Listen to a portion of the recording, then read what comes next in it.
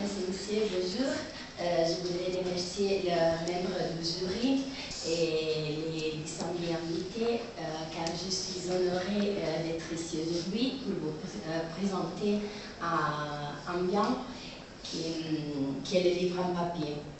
Je voudrais dire tout d'abord que le livre en papier, en fait, il s'agit d'un bien matériel matériel car on peut le toucher, on peut le prendre dans les mains, on peut le voir et en même temps il est à la fois immatériel car on peut trouver dans les livres des choses qu'on ne peut pas toucher mais quand même on peut l'imaginer.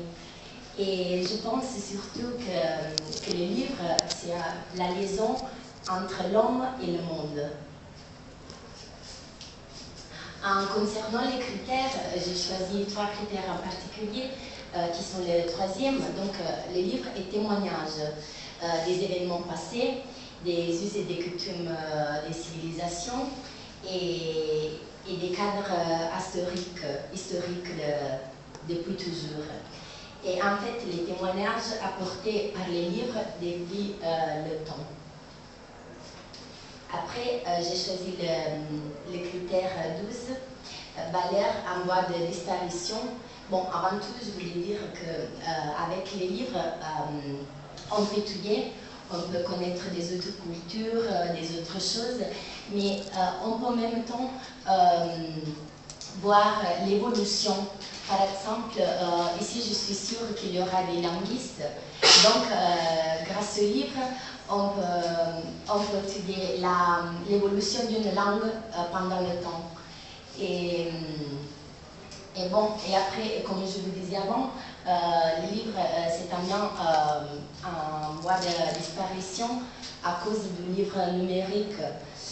Et après, le troisième critère que j'ai choisi, c'est numéro 13, patrimoine culturel. Car grâce au livre, nous pourrons connaître les différentes cultures, mais c'est très important surtout pour la communication qu'il y a entre les gens des différents pays, grâce aux traductions de ces livres, grâce à l'histoire des cultures ou des civilisations. Et finalement, la diffusion de la créativité humaine. Et bon, en concernant l'analyse comparative, j'ai choisi bien sûr le livre numérique. Et on a comme ça 2 façons de lire, mais je pense qu'il n'y a pas de grosses choses à dire car les livres en papier a beaucoup plus de valeur car on peut le prendre dans les mains, on peut changer les pages, on peut sentir le parfum des pages. Et bon, je pense que quand on lit un livre, on voit un peu l'histoire, pas seulement l'histoire qui est racontée par le livre, mais même